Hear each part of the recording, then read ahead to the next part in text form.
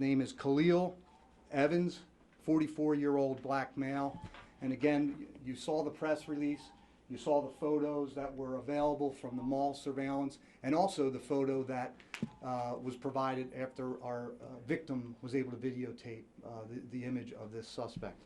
What we also have learned about this suspect, if we can hold that for a second, is that this is a 28-page rap sheet to include numerous weapons offenses, possession of firearms, aggravated assault, terroristic threats, and again, an individual who should not have been on the street. And you look at this crime, going after a 14-year-old child, unambiguous that this was a young girl. And then we have received numerous tips from other individuals that our suspect approached other young women in this mall and possibly at other locations throughout the Delaware Valley.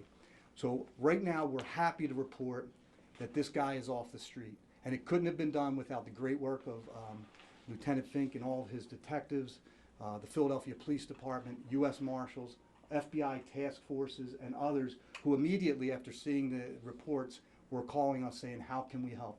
This is a type of crime where the hair on your back stands up.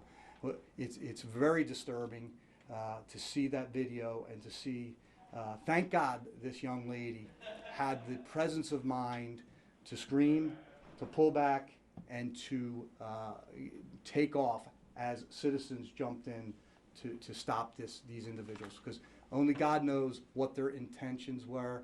We can only assume the worst. A 44-year-old male accompanied by a 50-plus-year-old male approaching young women, children, and engaging in conversation and trying to take them from the mall where there's a vehicle parked in proximity to where they were exiting. But I do have Lieutenant Fink here, who has ran this investigation and has additional information that possibly we could share if you have any questions. I'm also joined by Detective Sergeant Troy Hummel, Jeff Anderson, Lieutenant Joe Bly, and Lieutenant Drew Kent. Where was the suspect arrested? So after our detectives were out with Philadelphia police and the U.S. Marshals checking locations that we know to have been frequented by the suspect all day, we checked families' homes, we checked places that he was known to be. The detectives were out there all day just knocking on doors, shaking the trees. We believe that caused motivated the suspect in this case to go to his attorney's office in Media, Delaware County, and the attorney contacted us and advised that he was turning himself in. So right now he's in custody of the U.S. Marshals. He's on his way back to Abington Police Department right now, where he will be formally charged, see a judge this evening, and bail will be set. What about the other gentleman, the other person with him? So we're still investigating the other gentleman's exact role in this incident. We're speaking to multiple witnesses. Our detectives have been working nonstop since last night, all day today. Fortunately, based on the media coverage that went out last night, we got numerous tips from eyewitnesses at the scene last night. We received multiple reports from young women who have encountered these gentlemen in the past, as well as other information. So currently there's no charges against the second suspect who was seen on the video, but it remains an active investigation, and we are at this point trying to determine his exact role in this incident. Looking at what you said, 28 pages, I'm not counting it online, but I'm scrolling, and I see violation of the Uniform Firearms Act. Isn't that a felon not to be with a gun? Isn't that why you charge with that? Fleeing police, multiple possession of instruments of a crime, and threats, and robbery, and unlawful taking. I see eluding police again. Anything you want to say about the specifics in here? Yeah, I can tell you it's disturbing, number one, but he's coming to Montgomery County now. I think some of the failed policies in Philadelphia with the district attorney's office, where it's somewhat of a revolving door, where dangerous felons are let back onto the street to prey upon our citizens. And this is a particularly disturbing case because these are innocent children. This shouldn't have happened. He should have been detained. He should have been in jail. And I know there's a lot of things that go into those decisions on why people are back on the street, but this here is a disgrace, and we need to do a better job. The system failed. In terms of the other suspect, or in terms of that suspect, you said that he contacted his attorney reached out to you, so that was basically how you made the arrest, was through the attorney's office?